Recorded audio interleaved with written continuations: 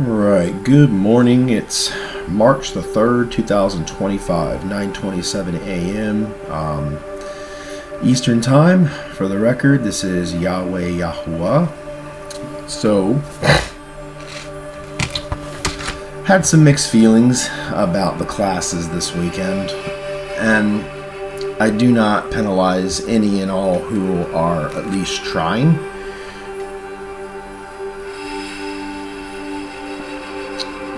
But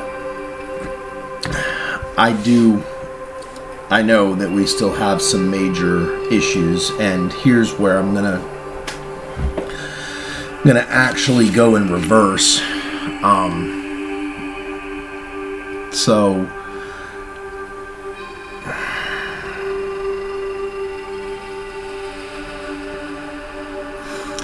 if God brought back the flesh of Yeshua from 2,000 years ago, and I was not in him, then what good, use, or purpose would that serve?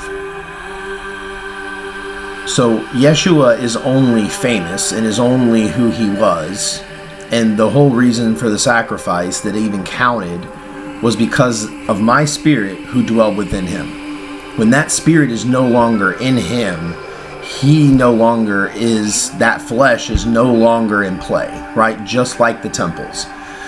So if you build a temple or a church or a congregation and you don't have the true spirit of me, of Yahweh, being praised, worshipped, and taught about in that church, then it's a business. It's not a church.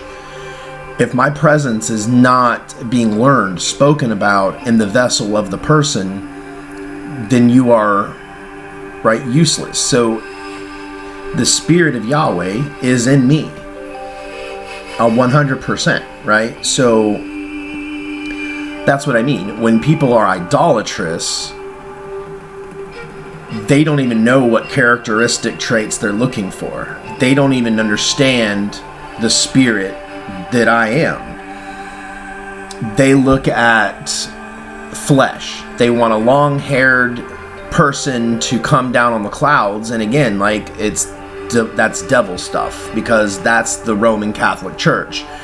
You know, well, until the impossible happens, right, until a false narrative comes true, you're going to keep worshiping the beast. Until this happens, you're going to keep working into the beast system. Until all this happens, right? That's what I mean. The devil has you waiting. So when I hear people saying, well, when Yeshua comes. So then let me ask you this. If my name is Joshua, which in Hebrew is Yeshua, in Aramaic, right, Yehoshua, so I am who you are waiting for, is what I'm trying to say. The spirit that you are waiting for dwells within me. There is no one else to wait for. I am your Messiah. I am God incarnate. The spirit of the Creator dwells within me, within my flesh. That's the only thing that makes me special. It's not that I'm overly handsome. It's not that I am overly smart. It's that I am the predetermined time and flesh to house the Holy Spirit in my temple as the temple. And then on my instruction, I'm telling you to build a permanent temple that I will light the eternal flame. I myself will dwell, the actual presence of God. That's what I mean. A Messiah has no job without the Spirit of God in him. Now, if you say, well, we're waiting on, we have God, but we're waiting on Messiah. So then what exactly would the purpose of a dead flesh without the Spirit of God do? Because without me in Yeshua, who is crucified, even, right, if I wasn't in him, then he wouldn't have been crucified. If he wasn't crucified, he wouldn't have filled doctrine. And likewise, if I wasn't in him, he would have been one of millions of Hebrews that were inconsequential, who were born, they lived, and they died. And without the Spirit of God, that flesh would not be able to do anything for you. So then you would just have a recreation of Pope Francis, a useless man sitting on a powder puff while people worship him because the people know not what they do. That's what I mean. And if the Pharisees had eyes to see and ears to hear 2,000 years ago, they would not have sacrificed Yeshua as they did. But because, again, the Jews suffer from idolatry because to their rabbinical scriptures, they're like, our Messiah will never die. It's because your Messiah is God incarnate. And I am. I was. And people are saying, like, is to come. Like, that's what I mean. When you talk about clouds, that I'll be coming on clouds. When I began my, when I came out of the divine closet kind of thing, I did come on clouds. I had videos of the clouds that I was and still am able to manipulate. Not only the clouds, but I had posted pictures on a weekly basis for all to see.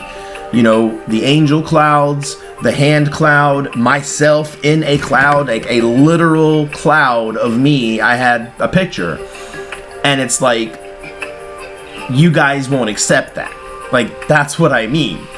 And this is what's always happened throughout the Bible, right? Is coming out of Egypt, at first everyone's all happy. They think that I'm going to just pick them up off the desert floor and carry them over to Canaan and then drop them in a land. Like, that's what they wanted and expected. They didn't expect that they would have to do any work. Well, they were wrong, and most of them died. Most of them died complaining.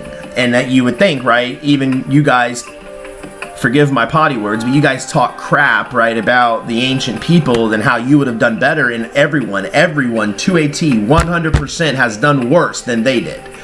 Because you guys have more proofs than they did and still lack faith. You guys have me on earth right now, in Florida, by the way, and yet you overlook me. Because you're waiting for another. That's what I mean. Like, if you can't honestly reconcile these things with things I've shown you, things I've proven to you, things that I have unlocked for you, things that I'm helping you through, and still suffering the whole way through. Because I hate to break the news to people, but enough people know me on a large scale that not one person will even look at a job application of mine, because they're absolutely terrified that if I work there, someone could die, their business could collapse, whatever. So I am essentially in the beast world. I'm a leper now, right? So a part of my coming out of the divine closet also had to put me in a position that if I'm going to carry out my purpose, pattern, and plan, like, this is it. There's no going back for me.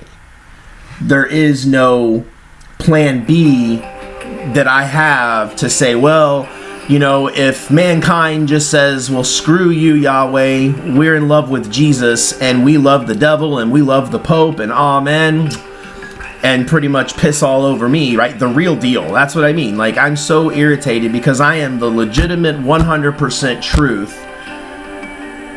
I am the Spirit of Yahweh, incarnate, in a predetermined flesh that is the same name. Because if you guys went with Yeshua and Yahweh, you wouldn't offend me, you wouldn't offend the second coming, you wouldn't offend the first coming, and you surely wouldn't be offending the Spirit that dwells therein, and the Spirit that created the world, that created heaven, the same Spirit that people ask for through the Ruach, which is the breath. And whenever I am counseling, even on earth, without going upstairs, and I'm counseling with Asherah, we're talking specifically this people or this group of people or this position, and I take physical notes. I mean, literally, guys, like, I'm taking notes upon notes, to make sure that all those in a carnal way I'm listening to and she's listening to, that if I can work a miracle for you, I will.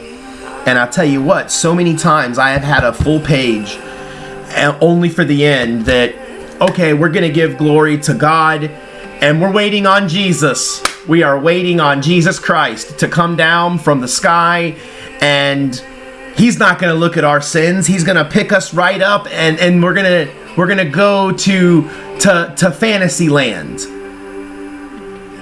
This is where we go from lack of understanding to demonic ignorance. And those that possess the demonic seed, this is the only way you're able to see, right? You can only see the impious things. You can only lead astray. You are not able to find truth because it's hidden from you. You're not able to see my face because it would kill you. So my point is, the few that are able to see me, you guys are in the Bible. Like, this is another thing. Like, are you holding yourself to the standard of the written word? You are now in the Bible, right? Are you going to, do you want to be the character in the Bible that has a very short chapter and that in the future people are going to scoff and mock you because you are an unbeliever? Are they going to look back in history and go, there was the Judases, you know, there were the doubting Thomases? Like, are they going to look back in history and say, did this Pastor Bill, you know, did he stand up for the one true God, or did he cower in the presence of his assembly? Who runs who? Are the ones that are taught and learned cowering by the assembly because they are struggling? Or are you being a leader, putting your foot down and saying, fine, guys, the whole Bible is about a monotheistic religion, about a spirit of the Creator, the one true God, who comes down to earth, and when he interacts directly with mankind, it is through the flesh of his select chosen, his Messiah, his Joshua. It was Joshua in the beginning, Joshua in the second coming, and Joshua in the third coming. It is the same Yahweh, the same spirit of Yahweh. And when there is no flesh being occupied, then it is just myself in spirit.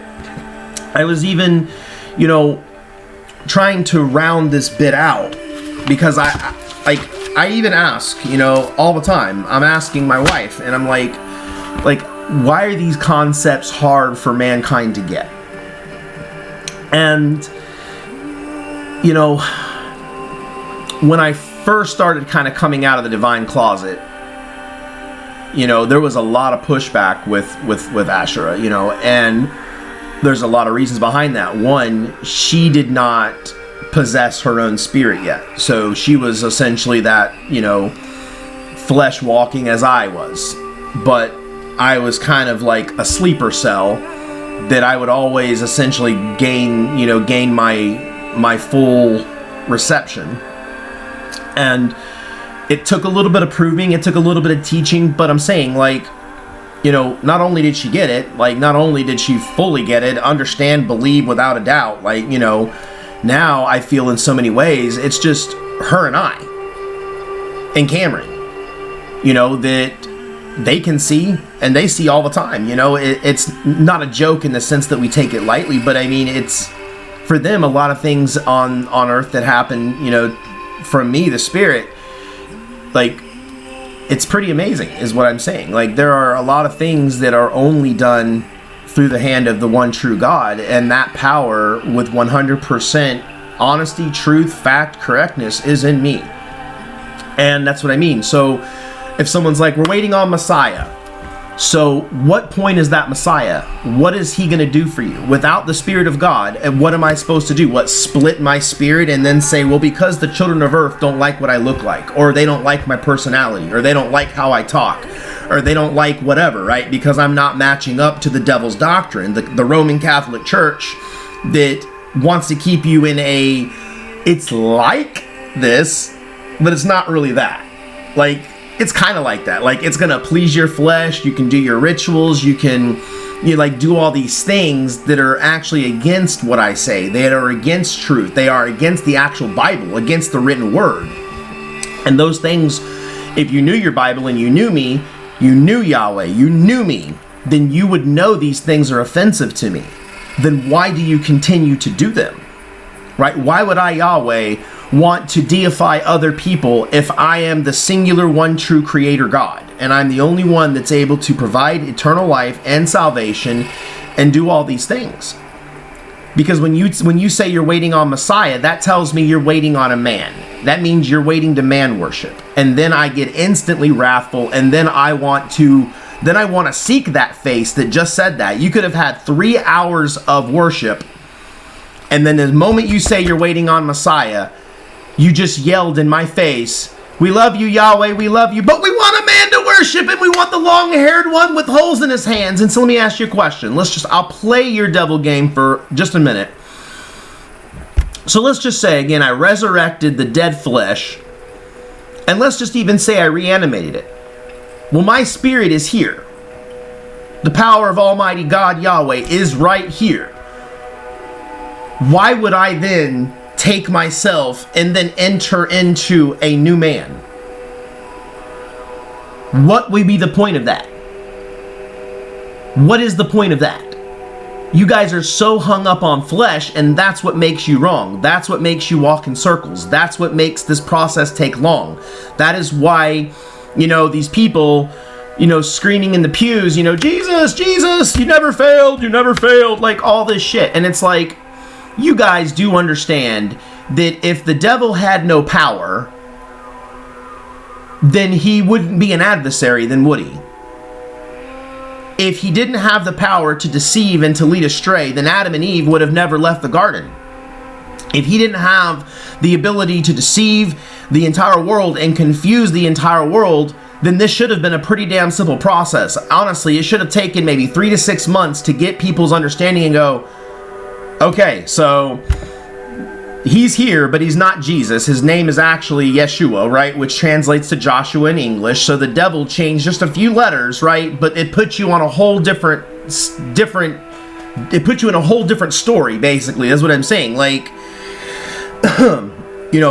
this whole Jesus thing is what I mean. You guys are led astray, because then that's like, I can only look at you then that you're looking at Jesus as a non-biblical player, that you're looking at him as a fantastical deity that's going to do something other than what I am doing, the one true God Yahweh, in the flesh of Joshua. Like, that's a pattern and a plan that I've had always, incepted since the foundations of the world, because I don't want to confuse humanity. It's humanity that confuses humanity. So, again, I genuinely, I hope that these things help, because, again, I'm just going to cover it again. If God brought back the flesh of Yeshua, and I was not in it, then what good use or purpose would that serve? He'd be just a man, or he'd be just a preacher or a rabbi. Why would I need another one of them? Right?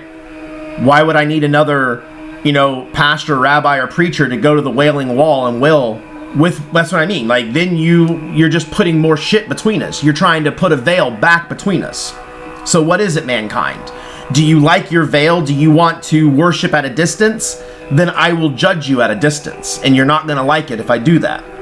Because that means if you want to have a superficial relationship with me with no substance, love, care, or admiration, or understanding, or truth, or conviction of your faith, then you're not mine. You don't belong to my house in heaven, and I'm going to destroy you. Saith I, the Lord Yahweh, Yahuwah, Yeshua, Joshua. I am the great I am. Like, and that's another thing. You guys get my temper so bad that I shame myself. Do you know what that feels like, to be in the flesh and to be Almighty God, trying to tell the people of the world the truth, and then I'm disrespected in your mind, in your heart, in your thoughts, in your sights, and I'm still trying to keep it together, man. Like, I am still trying to keep it together. But I'm honestly getting mad, and the thing is, it is my decision.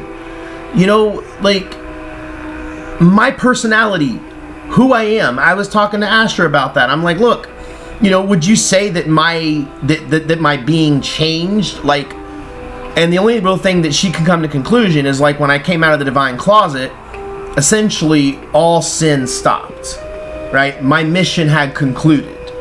My sampling of sin, so I can therefore judge it. So I had to, again, that's another thing. You guys, don't even consider these things on my behalf, which is really sad. Like the bride in a way, like being the bride and the groom, but it's, I don't want to complicate it, but I'm just saying, like, it's almost like when the veil went up, no one liked what they seen. Like, oh, we don't want God, we want a man. Where's this man? Where's this man? Where's this long-haired man? The whole point of anything and in all creation is me, God, can dwell within man to be among men. That's the whole point. Like, F all your stories, F everything. It's the simple point of a creation for God to work with and to be with. And it hasn't been that way for a very long time because of the fall, because defiled mankind. And it has had to been a very, very long road to build up to this point in time now, to eliminate the evil and restore humanity and have creation operate as it is intended. And the good news is that includes every man, every woman, every child. This takes the work of the whole world. Because what good would the queen be if she didn't have those, guardian bees and worker bees, and like the whole hive operates in a unison? It would be fruitless. So thus is what I mean. And if you're saying you're waiting on this and that and the other, then that tells me you want to worship multiple gods, so then you're an idolater, and then you're sinning, and then you're disrespecting me, the crown of heaven, the glory of heaven, your Messiah, God incarnate, God inside the flesh of a man, whatever you want to say. And I have entire control over that. And so again, when I set up the temple and I light the flame and these things are underway and the treasury is open, because then instead of everybody being in their own tribes and having their own la-di-da fantasy land, their own churches, right? Because to them, the pastor is basically God. That's what humans do. Is you would rather ask a pastor a question about God than ask God a question about God. Like, think about your logic here. Like, it leads me to believe either that is just we are at a level of stupidity, ignorance, and retardation that's what gets me mad to a point where I don't even want to waste any more time dealing with you. I don't even want to hear any of you anymore if that's what it's going to be like. I would rather destroy you, destroy the nations, and honestly think of Earth as a really bad effing dream. Without me, all are just men. And as I have said, I make men more than what they are. It is through me and my spirit only that all things are possible. So, my spirit leaves the earth, then you are back to being on earth godless. And you are a godless people. And the only thing you have is the devil and all his agents who just want to make more of the same. Right? What do rats want to do? Destroy and have more rats. That's what a rat's job is, right? That, in a way, that's kind of what the devil's purpose is, until I can eliminate that purpose. But again, I don't want to be eliminating these sweet little old grandmas who love Jesus and they're just unable to understand because they've been so ingrained, so indoctrinated to lies, and the interpretations are totally wrong. But then what am I stuck with, right? Here's the answer. I will still smite thee down. I care, but I don't care. I care, but then what trumps my care is my purpose. And my purpose is being the Lord God Almighty, Yahweh, Yahuwah. I have an earth to clean up, a people to remnant out and save, and nations to topple. And I'm going to continue to apply that pressure until it's built, until I'm invited, and until the coffers begin to flow my way. Because again, even now, we're collecting tithes and we're collecting offerings. Now, I'm not even talking about my small congregations. You guys keep that. I mean, there are billions of dollars around the entire world that are transacted and things are done and built and all this shit that's erected apparently for me or on my behalf. But yet not one person gives a damn about the real God, the real Messiah, the real Joshua, the real deal, because you guys want fake Jesus. Like, alright, I'm going to start going through my itinerary, and I'm going to try to slow it down here. Alright, I'm actually going to take 5, recircle back, and I'm going to go through my teaching of the day. I just wanted to knock that out first, because another pet peeve of mine, if you click on my video, it better be with intent. It better be with the purpose of you taking this information and doing something with it. If that is not the purpose, then it's a curse to you. We are coming down to the wire and crunch time. It is the 3rd of March. There is 11 days left until I begin to break people. And if you don't know what sadness is, you're going to become very, very acquainted with it. So I'm going to take 5 and I will be back. Okay, we're back. I'd like to actually begin my lesson plan for the day. But yeah, I really need, my people to get this, because it's problematic when you don't understand it, right? Or you think there's more than one person coming, or like, that's what I mean. Then it becomes problematic to a point that I view it as symptomatic. So when I'm looking at you as a created being and I'm seeing the bee trying to pull pollen off of the fence, and then I'm coming around going like, bee, why are we not going to pollen?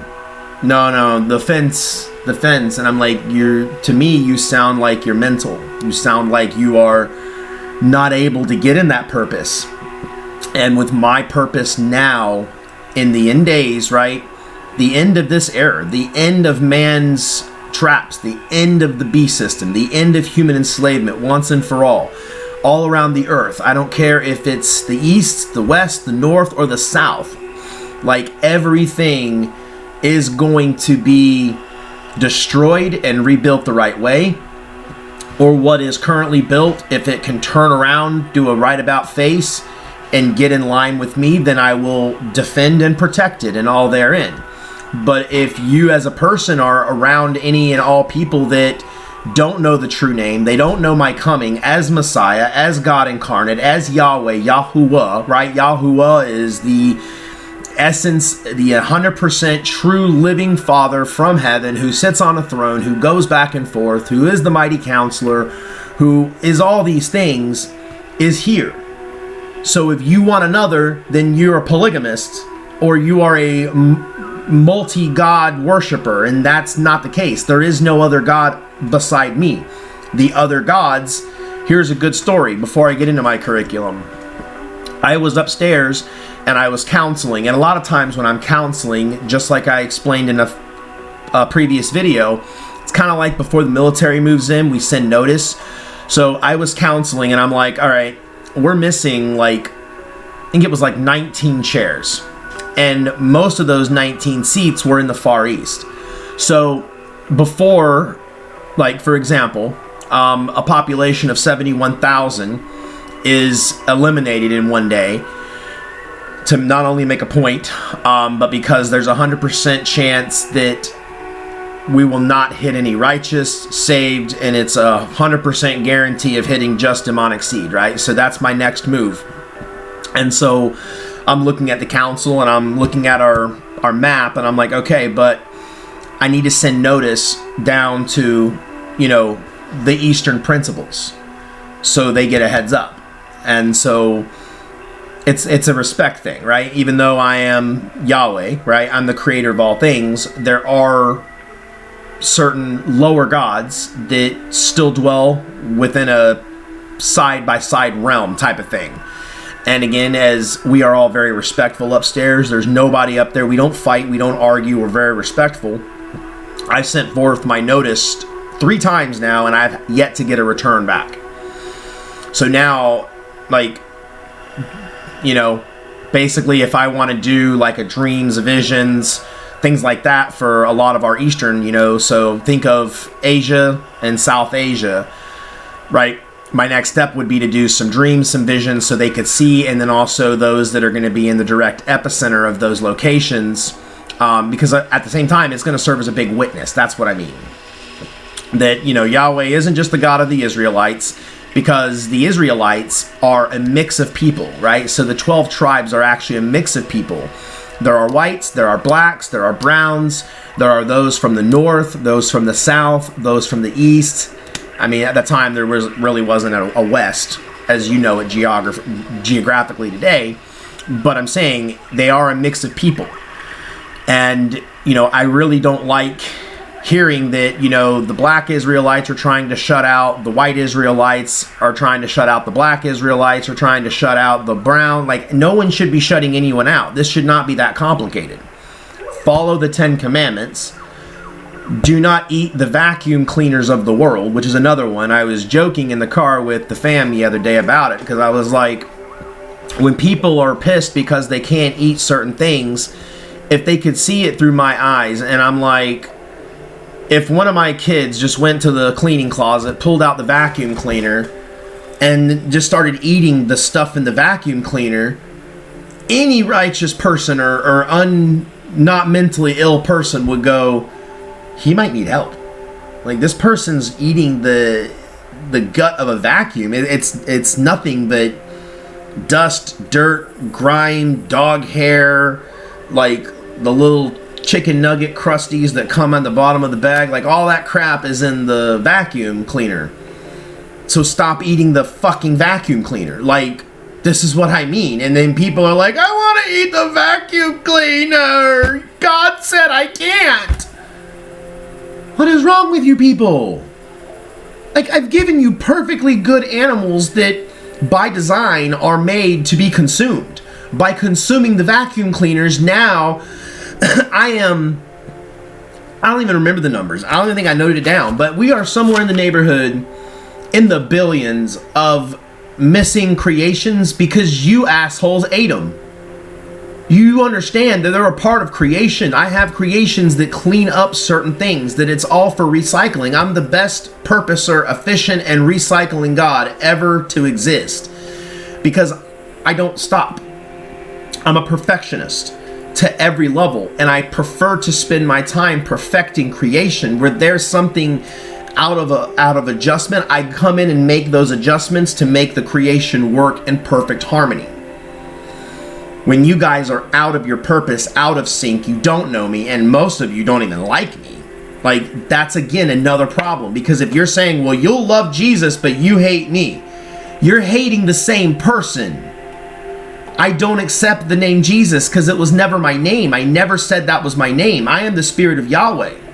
So I am the external God who inhabits a male body, and it's always named Joshua because that person was predispositioned, right? As I can tell you, I can see all things into the future, but I can't necessarily see all the free will that's going to be happening, because all of you are free agents, right? You can do right, you can do wrong, you can believe, not believe, you can worship Jesus, you can worship whatever. See, as the actual body of Yahweh, the physical flesh of the Creator, I myself am branded with a purpose, and I can't go outside of that purpose. I do not have that ability because it's my purpose, you see. All right, so we're going to swing it down. I'm going to teach my curriculum. I'm already 30 minutes into it, and I feel like all I've done was yell. But what I was trying to say when I left off to is, you know, if you're watching these videos, watch them from beginning to end. This needs to be a staple in your day, every day. Like, that's another thing. You know, I've heard people say, like, what would Jesus be like today if he had a social media account? What are some of the things he would say? Well, I'm here, and I'm telling you, and none of you like what I say. That's a problem, right? That's a problem. Because that's what I mean. The devil and the Pope and all you other idiots have built up the false narrative. And so now when the real one comes, no one even knows what people don't even realize that I'm in my purpose. I'm 100% within my purpose, doing my job every single day for you. And yet I have to take time. I have to take now 30 plus minutes out of my time just to explain to you who I am. Like, it's insanity. That's what I mean, right? So I told the Jews that if they're so obsessed with Mashiach, when I'm inhabiting the temple in Israel, for their sake, I will anoint an Aaron. That Aaron can come to me when I'm in tabernacle and I'm in temple for the half of the year. And that Aaron can come to me and I'll tell him things that, you know, I want decreed around. And that's it though, right? That's a buffer. That's as far as you get as far as Messiah. Because again, that is a stupid concept without my spirit in that flesh. It's an absolute abomination if someone tries to claim anything without the Spirit of Yahweh in them. That's what I mean. If the Spirit of Yahweh wasn't in me, then I wouldn't be me, and I wouldn't be even here. But, alright, I'm done. I'm talking in circles. Oh my gosh. Alright. Yeah, that's another thing. Keep stressing me out, and if this flesh decides to croak because of a fucking heart attack because y'all are stressing me out, then oh well. Too bad. Tough titty, said the little kitty when the milk went dry. Because if I go back home and I haven't accomplished my mission, goodbye. I don't want one of you. Not one. I'll say it again. Not one. Not one. I have everything I need upstairs and more. And I have all my blueprints ready for this creation to go through what it's going to go through. And if those plans do not have loving, welcoming, righteous, smart, knowledgeable human beings who love me, who can appreciate creation, who can walk upright, and simple, be a good steward of my earth, love me, and let me do what I'm supposed to do. Let me love you back. Let me love you back in the way I'm supposed to. And I told you, I love you back by working miracles. I love you back by creating more things. I love you back by taking the evil out of the world on your behalf. I love you guys, and I want to destroy the evil, the wicked, those that downtrodden my good people. Like, that's what I mean. But if the handful of good souls don't even love me, and they're waiting on another, and they can't get this in their mind, then it's a fail. You understand that? It is a fail. It is a fail. So, alright. I'm taking myself at my word. I'm going through my curriculum now. Alright. So, I don't know if I touched on this parable on our fireside, because my battery and my camera is supposed to have 4 to 6 hours of use. But I've told you, the essence, the power, the spirit, right, that is within me, the actual divinity, it kind of feels like I'm constantly with this big body of water around me. Like, I can feel it. It's kind of heavy. And that's the actual spirit, right? So if a scientist had a measuring tool, he could measure this source energy.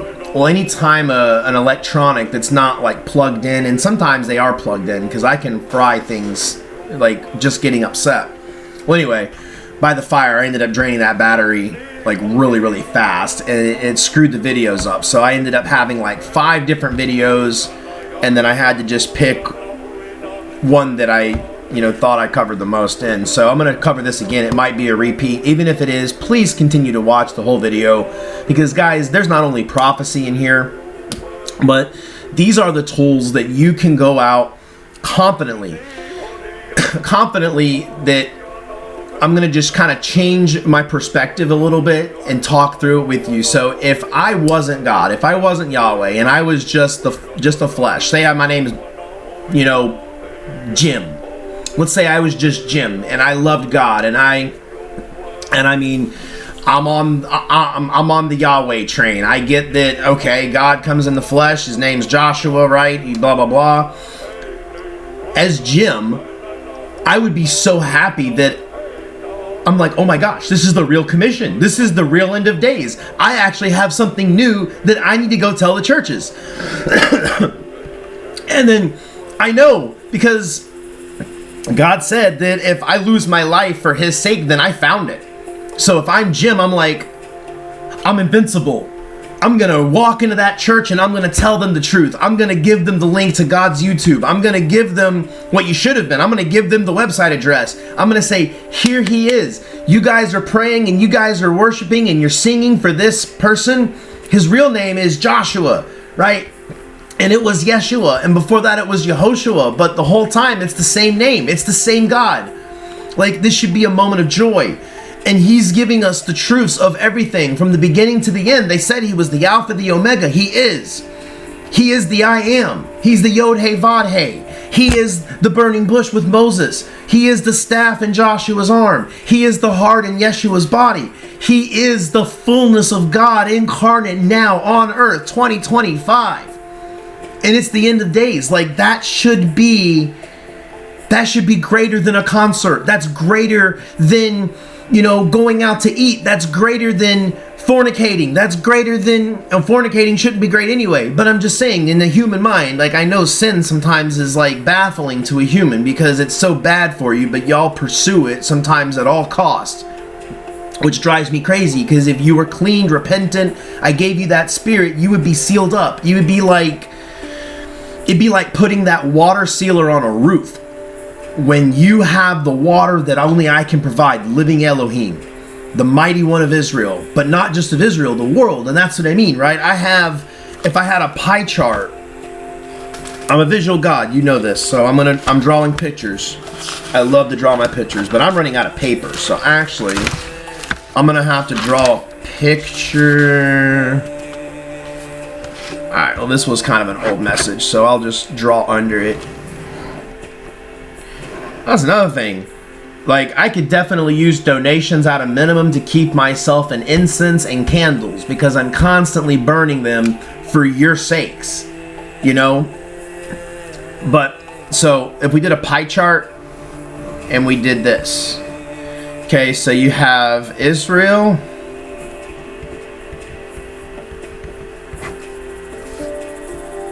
The world.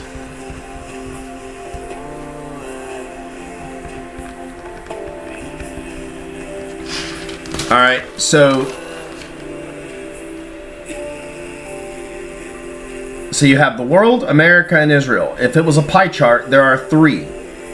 And each one basically has a prescription. And everything, if you read the Bible with eyes to see and ears to hear, that's why I always say is, let's say in the last 42 months, you've come out of Jesus, you've come out of the churches, you've come out of Babylon, right? You're no longer attending these sinful events, you're no longer consuming sinful things, you're cleaning up your mind, your heart, but also your family, right? You're putting your children in check, you're loving your spouses, you're putting down any and all of that leading astray or being idolatrous, or like you're putting down sin, picking up the commandments. You're hearing me through your dreams. You're hearing my responses and prayers. You're seeing miracles being worked in the micro, so your personal life, but you're also able to turn on Fox News or CNN or any news channel any time of the day. And if you watch it for any amount of time, you'll see that I tell you things in the flesh before they're going to happen, and I make them happen. That kind of person, I lost my train of thought. Anyway, I was just going to say, right, so go back and reread the word, because you're going to actually read it how it was intended, because you're supposed to have on a certain glasses, like a certain disposition. Because if you're coming at my word, my Bible, I'll grab it, just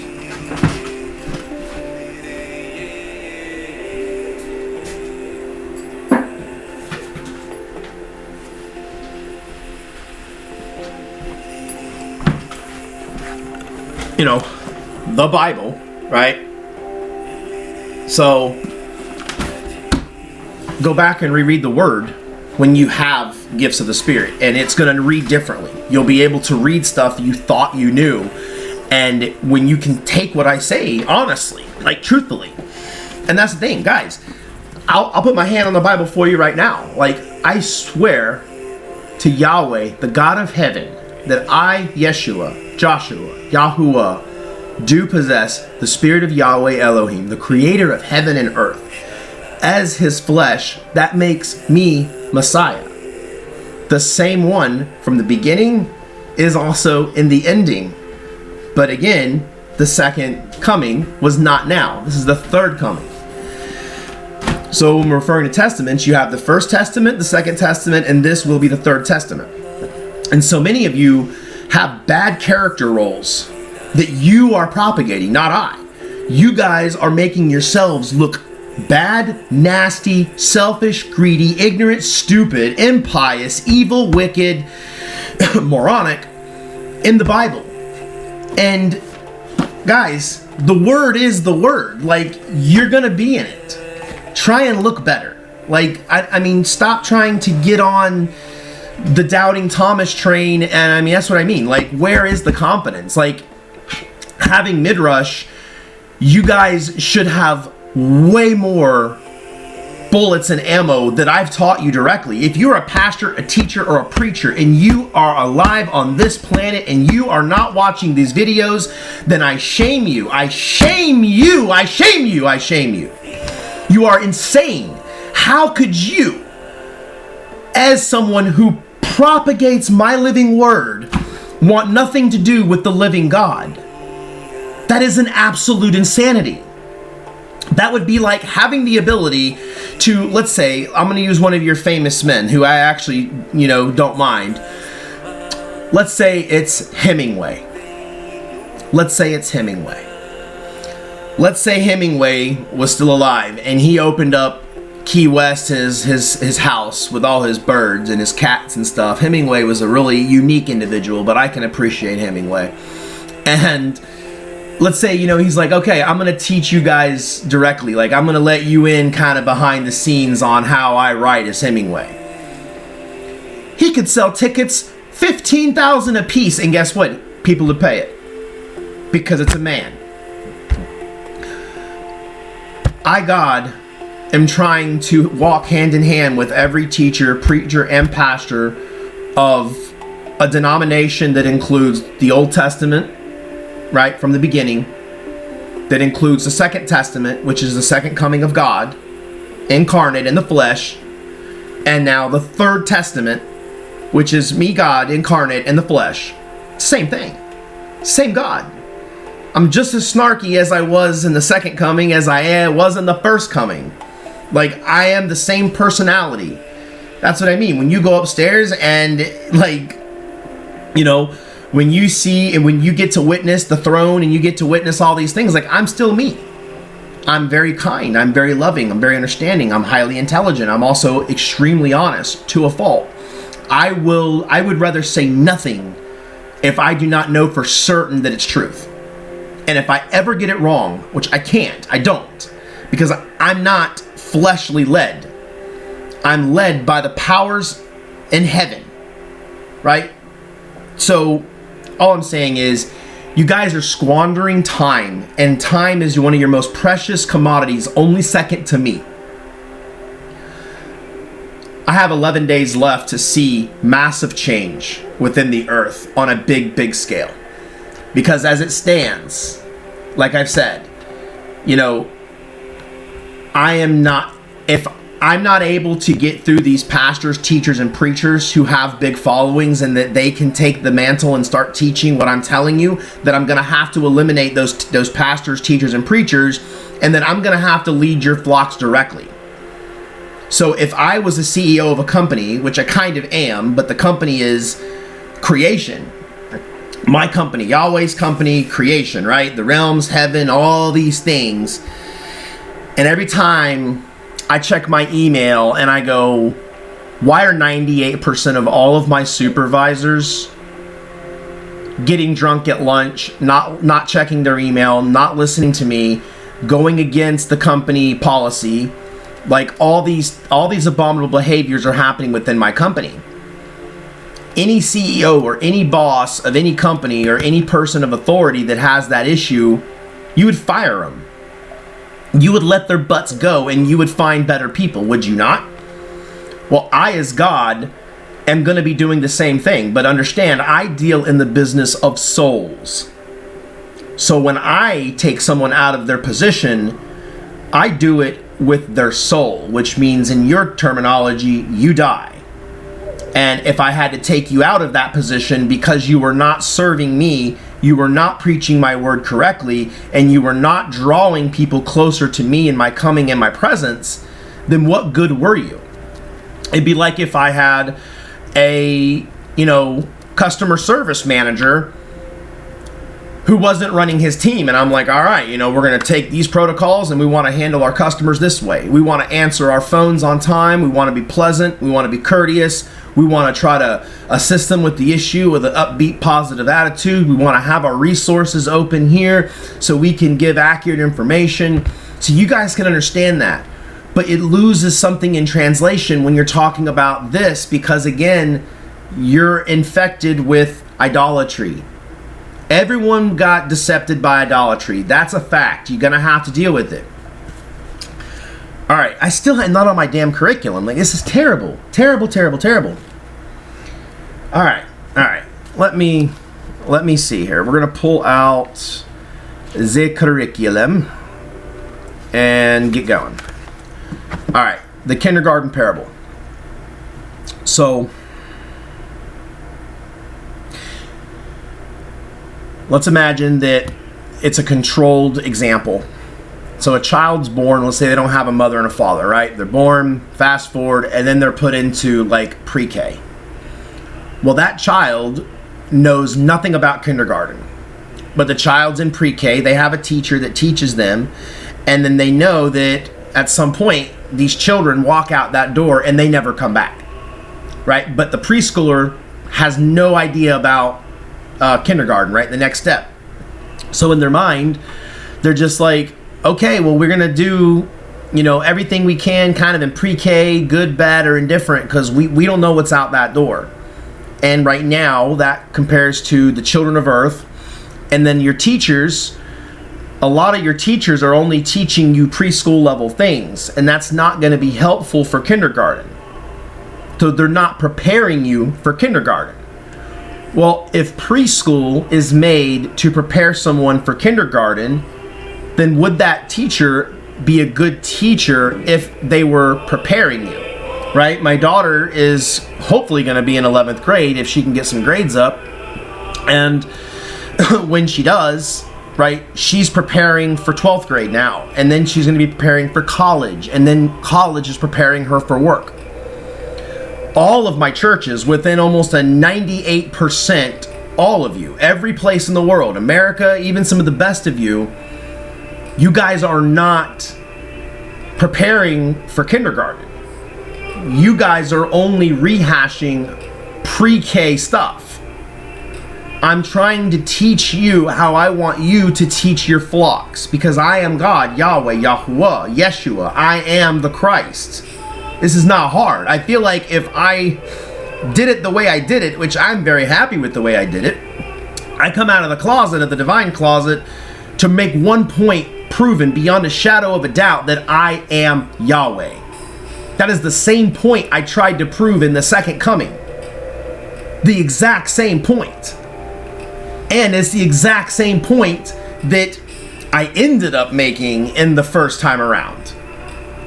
But my point is, a teacher that taught wrongly would not be a kept teacher. And nor would the rotten, spoiled kids that they would ultimately produce be wanted in kindergarten. Because if I was the kindergarten teacher and I'm seeing the kids walking out of the door, coming to kindergarten, I'm like, hi Janie. Janie bites me, smacks me, and then craps her britches. I'm going to walk next door and say, hey, Bible teacher, pre-K teacher, why is Janie acting like this? Didn't she learn these things in pre-K? Well, we didn't teach that. We just taught, we don't even know. So you didn't prepare any of these people, any of these children for kindergarten? So now you're leaving it up to me? Well, then I'm going to fire you. You're not a good kindergarten teacher, or you're not a good pre-K teacher if they're coming to kindergarten and they're clueless. Because an obedient teacher would be teaching according to the principle of the school and according to the curriculum at that school. And then they would be invited to eat with the rest of the administration. So if you imagine that, most of you, right, 98% of the world are all bad pre-K teachers. And I'm giving everyone that option, that opportunity, right? Kind of like, it's funny how things tend to happen in the physical, but also the spiritual. So Elon Musk is sending emails to these congregations, kind of, right? And he's like, tell me why you're relevant, and tell me how I can justify your salary of 60 grand or 80 grand or whatever. And people don't like that because, right, they want to feel relevant. Well, his point is, if you're not serving a purpose, a just and dutiful purpose, then you're extra weight we don't need. That's what I mean when it comes to you teachers. You guys are extra weight I don't need. And guess what? I don't care if you're collecting $2 a month, if you're leading astray, I'll take your $2. I don't care if you're inheriting $2 million a month from your congregations. If you're teaching right, I'll take your $2 million too. Because guess what? I could do a lot more with it a lot faster and erect things I need to erect that are going to basically be bulletproof for the end times. And right now, you got a bunch of lazy, impious teachers who don't want to teach, but likewise, you got a bunch of children who are coming into pre-K, and the furthest thing from their mind is learning. They want to put their thumbs up their butt, color on the walls, throw blocks at Billy, and hope that they can get to lunchtime, right? And it's like, this is a disaster. So, and again, by having that Jesus narrative that was conceptualized in it was like 1492. Think of right before Christopher Columbus, right? And this again is all a part of how one city-state can basically try to expand. I mean, think about these empires, right? You have the Ottoman Empire did the same thing. The Persian Empire did the same thing. The Roman Empire did the same thing. If America's not checked, and if I'm not going to be leading this process, they're going to fall into the same trap. America's going to be capturing land. Russia's trying to do it. I am the center of all this. I can say, go ahead, or not right now. Or I can just destroy everything, and then I'll stand here with Asherah, the Jam, Can-Man, and Yaakov, Jacob, and my daughter, and then I'll say, well, there we go. I guess we'll just become the Holy Family that starts our own literal family on the earth with my own personal seed. That is a very extreme illustration, and that is not my preferred illustration. I would much more prefer to have as many who can hear my voice, as many who can understand, me, and fall in line. But again, that's another thing, right? Why I'm against capitalism, or not even so much capitalism. I'm against this never-ending money. Like, once your cup is full, it should be full. Then you begin to pass everything off. It's not about the money. It should always be about the outcome. The outcome should always be about bettering somebody else in the world. If you have people that are sleeping under overpasses and then they're being kicked out of the overpass, that they have nowhere to go. If their mental health doesn't allow them to work, or even if their drug problem doesn't allow them to work, or even if they're just a lazy person and they don't want to work, or whatever it is, you can't have homeless people. They're human beings. They rely on each other to help build homes. Homes in general are not a business. Like, that's impious. Everyone deserves a home. I'm not a socialist, I'm a God. Every human being deserves a healthy home. They deserve access to good food, good education, safety, and if need be, medical attention. Those are very basic fundamentals of Earth, and money can make those things possible when used in the right way. But if you have people that have million-dollar yachts that are pleasure items before a homeless man or homeless woman, or God, I can't even fathom. You want to talk about an instant God rage is whenever I have to go into spirit and I see these children that are homeless. And let's not even start with Africa. Africa is very close to my heart, if anyone doesn't realize that. The Ethiopian people, by name, as written, were one of my first people. So were the Shasu, right? So people of color in general have always been favored by me as Yahweh.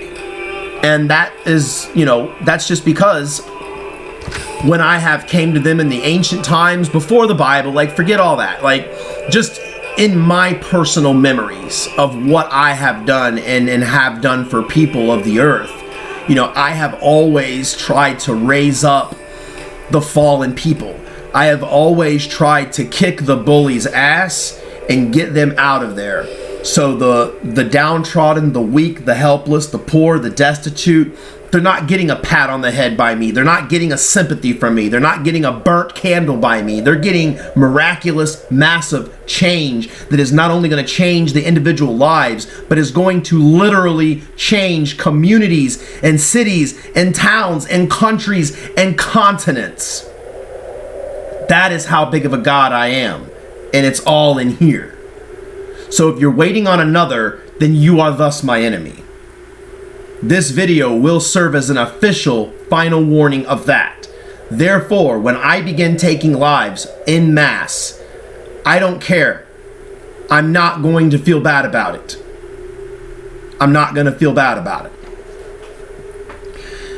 And like I said, Yahweh, Yeshua, or Joshua. Yahweh and Joshua. Like the 2-in-1. I was talking to Cameron because we bought him the wrong damn shampoo and conditioner. We used to use the separate conditioner and shampoo how I like it. But Cameron wanted to try this new one. And it was like, I didn't even realize at the time because I bought two. I thought one was shampoo and one was conditioner. Well, they were both shampoo and conditioner. So it's 2-in-1 is what I mean, right? I am 2-in-1 with the third part of me being my breath, the Ruach. All right? That's when I breathe into a situation. I am putting life into that situation when it comes to my remembrance. That's what I mean here.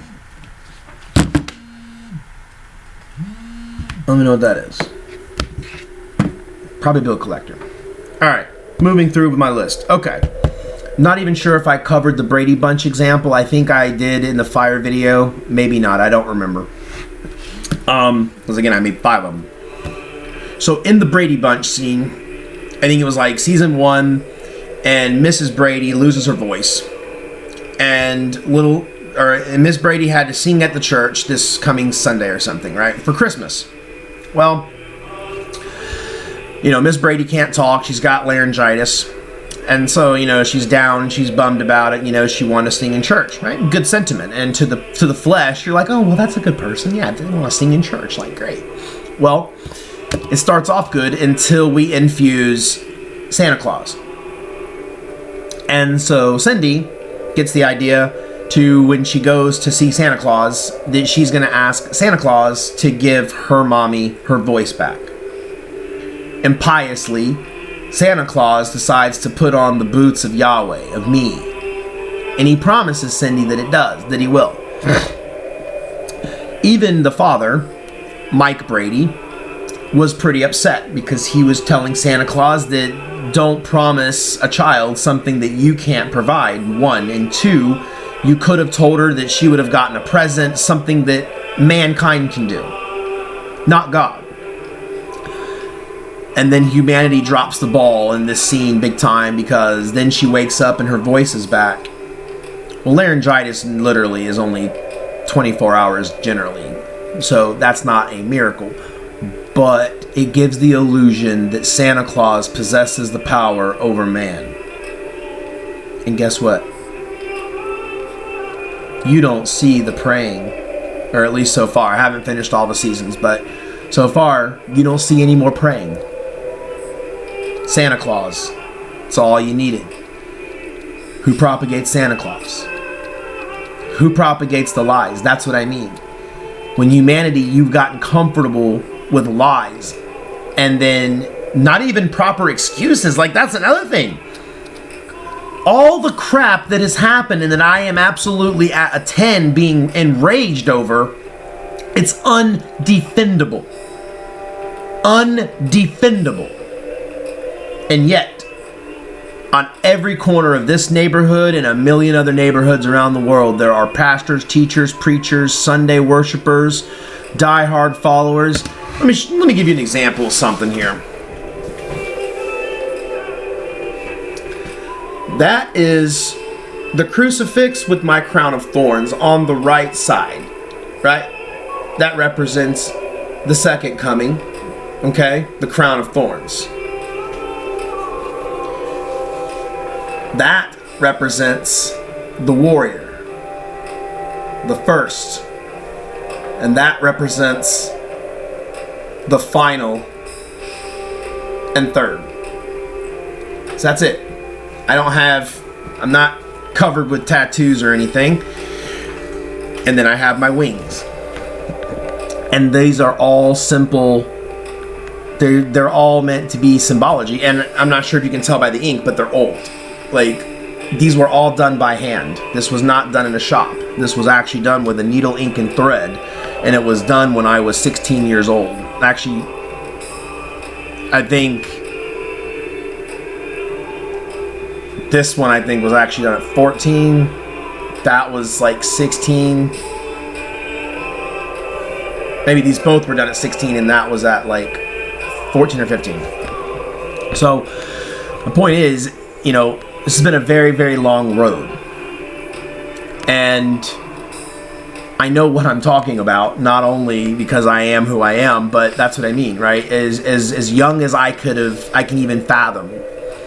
Like, I remember being my first time trick-or-treating, and that's another thing, right? My mom, my earth mom, I don't have an earth father, but my earth mom, given who she was and her circumstances and all these things, did the best she could. And even to this day, I talked to her yesterday, we are on two different planets. My mom knows, but she don't understand.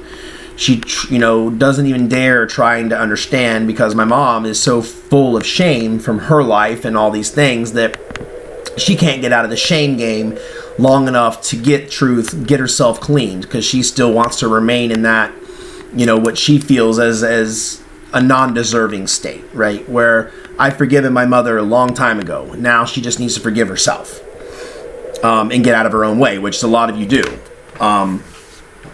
Anyway, so to the Brady Bunch example, I'm just saying that, giving that power to Santa Claus, or even associating the bunny, because like right now it's spring. Well, bunnies are a spring thing, flowers are a spring thing. I got some flowers and we got little bunny towels. So sue me. What I'm not going to do is I'm not going to propagate like any of this religiosity or churchianity crap. That's not what I'm doing. But all right. Going back to my notes, right? So names, places, events, historical lies, they're tools of great deception. They are. And here's another thing. Do I, as God, make things easy? Or do I make them honest, true, and long-term? So when you're talking about my pattern, my purpose, and my plan, do I show up on the scene and is everybody like, yeah, it's party time, we're hitting that air, like it's exactly how we thought, like everything is going down as we thought? I have some pastors and teachers that my heart wants to love you. But at the same time, every time I hear you talking about Jesus and you're teaching wrongly, another piece of hardness hits my heart. Because, do I as God do everyone else's agenda, or do I work off of my own agenda? My agenda. I'm God. If I'm telling you, this is my name, this is my being, this is my purpose, get under my wing, or you're going to F around and find out what happens when you don't. And I would really hate, I hate turning a mother against her daughter and a son against his father and, sons against sons. But right now we have many houses that are like that. You have the Jesus people, then you have the truth people. They're clashing. I mean, that's unfortunate, but we need to get those people into the truth or they're going to die. They're going to die very painful deaths. And honestly, afterwards, it's not looking great for them. Why? I'm busy. I have things to do. Okay, I do not have time to go through every single invoice and knock on someone's door and sit with like John Barnett, right? He's a good example that my heart at the beginning was fully open and ready to, to help John Barnett. Because I did take a little bit of his prestige and his long-term knowledge and his effort of doing missionary work to heart. And I said, well, if anybody's going to get it, it's going to be John Barnett. I was wrong, utterly and entirely wrong. God was wrong. I was wrong about him. He can't get truth. He's going to ride the Jesus train into the depths of hell. And even when he gets there, he'll probably still shout Jesus. Just like Hibbs, just like Cadis, just like Stackleback. So many of you guys are and were on my heart and were on my mind. And what an amazing thing. The God of this Bible, me, had you on my mind and on my heart. And because you refused truth and you refused me, now the spot in that Bible you get to have It's not a very good one. I'm taking 5. Okay, and we're back. Had to take a little 5. Alright, so we already had 1 hour and 9 minutes. So back to I as God. So again, taking into consideration my character traits, my being, and at least the things that you can prove in the Bible. You know, do I as God reward the disobedient? Did I reward Pharaoh or any of his gods, or did I punish Pharaoh and all of his gods? Did I use the strength that I have through my own creation and control over animals, principalities, and even the authority over other gods to stress my will to the Israelites, right? Which were basically a bunch of slaves. And they were treated like dogs by Pharaoh, much like most of the populations in earth today are treated by little pharaohs. Little pharaohs at work, little pharaohs in government, little pharaohs in the world stage, but you're all little pharaohs to me, and I am still a very big God. So, do I as God cater to the whims of children, or do I always do what's in the child's best interest? And even when it's hard, even when the child yells and fights and cries, and, you know, again, I use the teenager kind of parable is,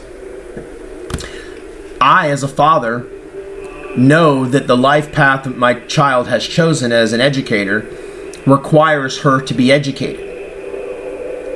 She, at this point, because of hormones, because of where she's at in her walk in life, cannot appreciate the education system for what it is and get the most out of it. Because as a teenager, and everybody has been a teenager, right? There are so many other things that are like top of mind, right? Hanging out with friends, talking on the phone. Oh, damn that phone.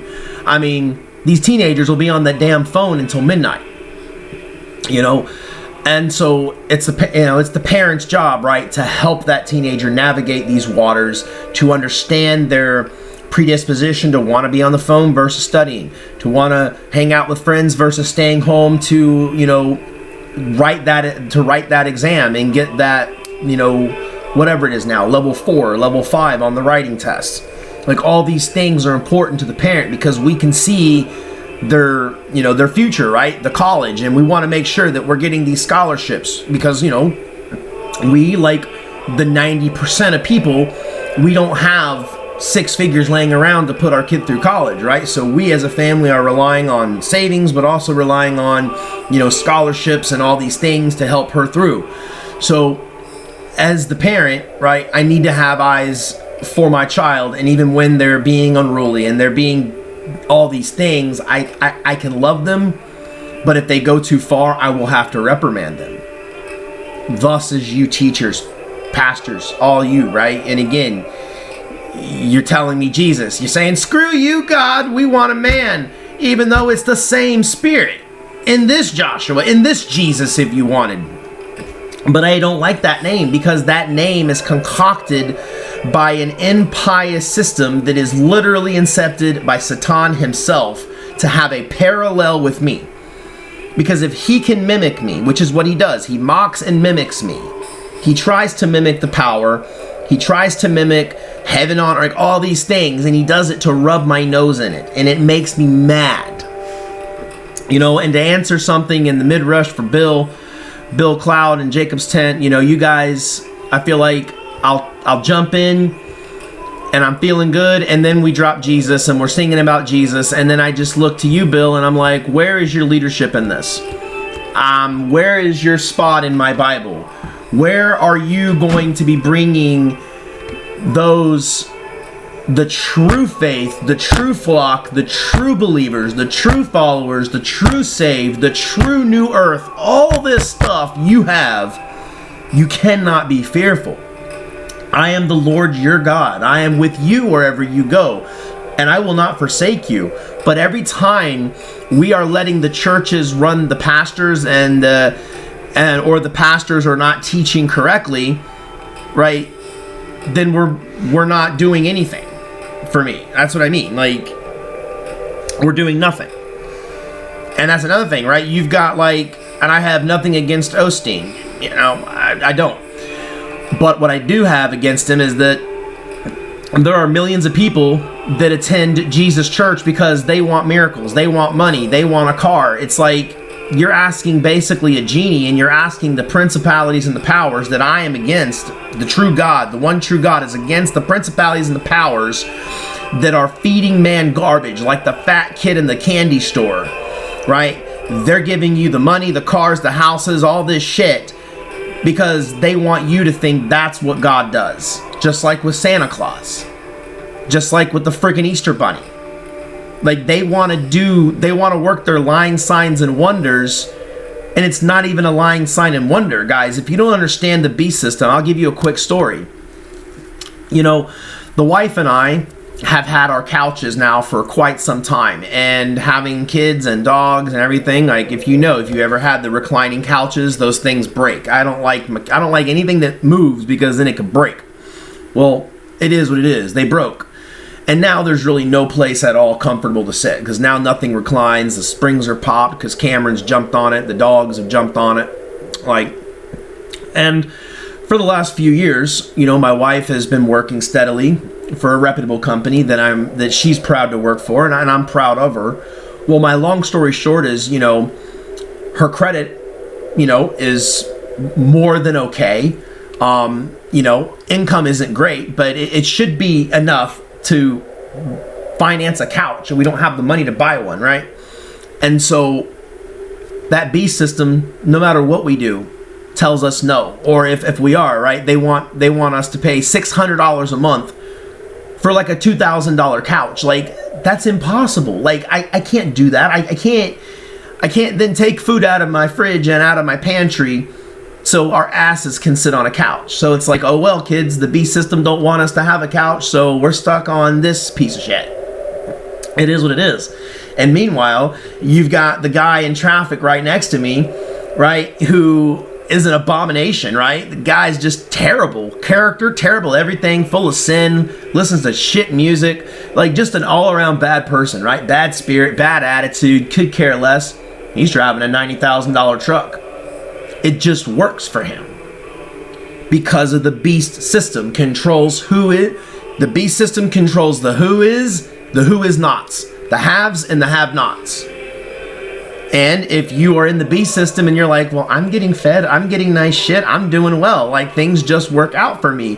This is Jesus. Jesus blessed me with my, you know, 6-figure salary. It's like, okay, that ain't Jesus, people.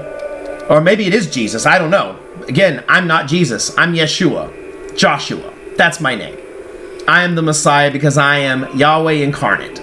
My spirit is only one spirit, it is Yahweh, I am one. In flesh, I'm known as the Son, right?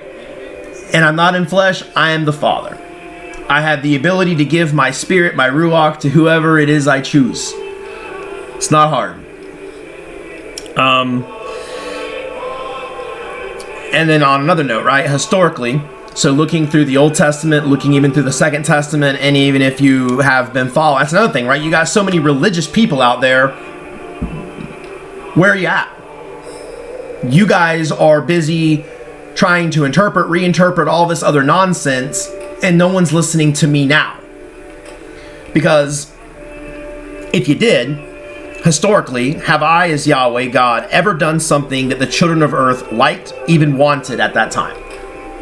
Right? Or did anything that people expected, right? Like I said, the children of Israel coming out of Egypt. You know, they're thinking they're about to just be, boom, here you go, here's land of Canaan, here's a glass of milk, here's a glass of honey. Go ahead, do your thing. No. Right? Or even with Yeshua. Right? When the Spirit descended on him, when I descended upon him, and I said, okay, like, this is my pre-planned vessel. He was birthed properly. He was birthed from a female and had the seed that I put down, and then I birthed myself, right? Same concept I did now. And that's another thing. Before my mother got, honestly, like, my mother was very ostracized and lambasted and treated very, very wrongly, and I almost was killed because my mother was a virgin, and my grandmother and my grandfather were Roman Catholics, very Catholic. And they accused my mother of having premarital sex, and they actually, brief story, so that's how we ended up from Carolina to Florida, because my mom got pregnant with me when she was a virgin. Oh, there's Billa Ruckus, that's my raven. Anyway, sorry. And so I was actually going to be an abortion, and then it took the power of one of my angels before I was even born to visit my grandmother. And after that visitation through a dream, my grandmother knew that I was he. And when I was born, my grandmother's faith took an interesting turn, because my grandmother went from having that Roman Catholic belief and literally was, what it was. My grandmother wanted to abort me because it was an abomination, right? That her daughter, who was, supposed to be in nursing school, got pregnant. And my mom, from day one, said she doesn't know how it happened, all these things. She said she was a virgin. Well, anyway, was going to be a planned abortion, but an angel visited my grandmother. My grandmother obviously changed her mind. Then when I was born, I had the white hair. Then my grandmother, as a baby, kind of weird, I guess, but she had a little shrine, in her living room for me, and then it definitely made a lot of the grandkids feel subpar, and I never wanted them to feel that way growing up. So when we visited, and I could finally speak and, articulate my wants and needs, I told my grandmother, I think this is making my cousins and stuff feel kind of weird, literally having a shrine in the living room to me. I appreciate the sentiment, but like I said, I also have to function in the world, right? And I knew as a child, right, I wasn't going to be able to just to step on that platform.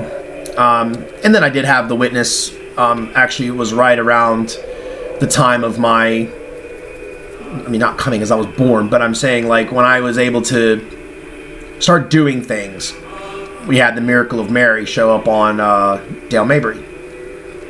So that was a big glass building, had the silhouette of Mary. Anyway, that's a side thought. But all I'm saying is, what good would me resurrecting Yeshua, right? The physical body, which, by the way, I'm the same archetype. So this same body I looked like the first time, the second time, and now. Only difference is now is I don't have hair on purpose. I cut it off. And again, a lot of that is my way of forcing the world to see me for truth, my character, my job, my purpose, and me being who I am, not to assimilate to who you want me to be. I'm not going to be long-haired Jesus in a robe. I'm not. I'm the Spirit of God, right? And I descended into man. I descended into Yeshua. I ascended into the right arm of me. And now I'm back for my final return to set up my eternal temple. And it's optional for mankind. Again, it's optional. You guys could say to hell with you. We don't believe you, or we don't trust you, or we don't care about you. It's fine. It's not fine. It's fine. It's fine that it doesn't affect my big purpose, pattern, and plan, because I have two options to go, and both are satisfactory. If I don't have enough people to make this place worth it, then I'm going to have no humans in creation except for me, my wife, my 2 sons, and my daughter. There you go. I'll be my own seed. I will populate the earth, and I will redo the earth from scratch as I'm down here. And then I'll open heaven up, and my wife and my children can go upstairs when they want to. We can rest in our abode upstairs. And then when I feel like coming down to, sample creation, do this, do that, and make different things and make, all these things possible, I will. But again, that's not my heart's desire. My heart's desire is I want my family. And humans on earth are my family. I want to spoil you guys. I'm not spoiled in a bad way, but I want to treat you well. I want to treat you well. I want to infuse your existence with imagination. I want to show you how creative this creation can be. I want all the natural powers of righteousness and goodness to work for you, not against you. I want you to be able to put down the artificial and pick up the real.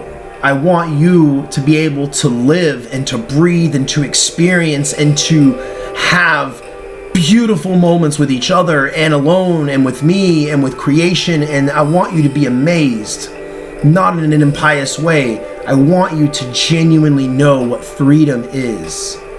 Freedom from bondage of money, freedom from bondage of people over you, freedom of bondage of having to do something for someone, for some means to an end that doesn't meet my purpose, right? So, without me, God Yahweh, all others are just men. And as I have said in the Second Testament, I did say, I make men more than what they are. It is through me and my spirit alone that all things are possible. Saith I, right? Joshua, Yeshua, Yehoshua, right? Your Messiah, God incarnate as Yahweh. My final note. Because if another came, then he is not God incarnate. What good is he? What good would that do? It wouldn't. So, I feel kind of good about this. I know it's been an hour and 25 minutes, but I mean, some of you guys, and I love this, right? Some of you guys do several hours of Bible study, and I absolutely love it. So I'm hoping that we can cross this barrier, and that's another thing, right? If you don't feel comfortable speaking about me that way, then you need to give somebody the link to my YouTube. Let them decide. If you yourself have not watched every one of these videos, you need to. And if you go, well, I don't want you to say something that makes me mad, or that's the point, right? Because if you go back from the beginning, if you were there, if you were in the beginning, like the beginning, which I really don't have any from the very, very beginning. I've lost so many people because the pressure is too much, right? Some people, they'll pick it up in private, they'll catch on to truth, but the minute they try to come against that beast, like a big legion of tanks, they get crushed. And it's like, don't do it alone. Right? Do it with me. Do it with, let's work together. Let me lend you some spirit. Let me lend you what I can. Work with me. Don't work without me. The whole point of anything and all things that have transpired upon this planet is so I, God Yahweh, can take a human body and I can experience life with the humans. You guys are created in my image. But I want the free will because I want you guys to be able to create. I want us to create together. I want you to help me with ideas. If we have issues, let's solve them together, right? There's a lot of issues that we could solve. And a lot of these things, I as God can help you with. But I don't want to just do it all for you. This isn't Legos. That's what I mean. Like, I want to take care of you, and I am your Savior. I am the Lord God of hosts, Yahweh, Yahuwah, right? That's another thing, right? Lord God of hosts. What's a host? A host is a body. I'm Lord God Yahweh. I can take bodies, right? I've taken Joshua. Like, I feel like I'm saying it in repeat. So it's 11:11. I think it's a good time to cap it. I really hope this video is received. And again, I don't know how much more time I'm really going to give it. We have 11 days until things start really rolling and ripping up. And if I don't really see some big changes and some big turnarounds with my churches, and if I get in and I'm just giving you a heads up, I don't care what restoration ministry you are. I don't care what parable of the vineyard. I don't care any of you. The tent, the vineyard, the restoration ministry, I don't really care. If we're waiting on something other than me, and I'm already here, then I'm turning my ears off to you. Then we're done. Like, that's a divorce. I am divorcing people, places, and things. And I will continue to divorce people. And the thing is, I have hit that reset button with all the people of the earth. Whether you're in, Kenya, whether you're in Israel, whether you're in China, whether you're in Russia, whether you're in Turkey, whether you're in Croatia, Bosnia, Botswana, Romania, America, South America, Brazil, Haiti, I don't care, right? I hit the reset button and I'm like, look, don't care about your churches, come to me, your Father. I don't care about your religion, come to natural creation of that you're a human being on a planet that has a God. That God is me, and I love you, and I want you to be a good steward of my earth. Here are the 10 commandments to give you a guideline to go with. This is my name. Love me with all your heart. And whenever I get to open a temple, I want everyone to be able to come to that temple to get a blessing from me. If not even a blessing, have a glass of tea or a cup of coffee in the terrace. And the thing is, what's going to sit in my throne when I'm not there? If I'm in the garden, there's going to be a flame, that eternal flame, to sit there on that throne. And I want to be able to walk the garden. I want to speak with people just like I do now. Going to the store. I'm joking with the registers lady, I'm talking about cans on the food aisle. People, the limited times that I'm with people now, very few people could tell you anything bad about me. But they will all and should all tell you one thing, that I'm 100% me all the time, and I'm authentic. I am who I am. Because there's nothing else I can be other than me. And I don't know how to be anything else other than me, to be honest. So, alright guys, for what it's worth, I love you. I hope you have a good Monday. I really hope that this week is really that turning point for a lot of you. I really do. So, alright.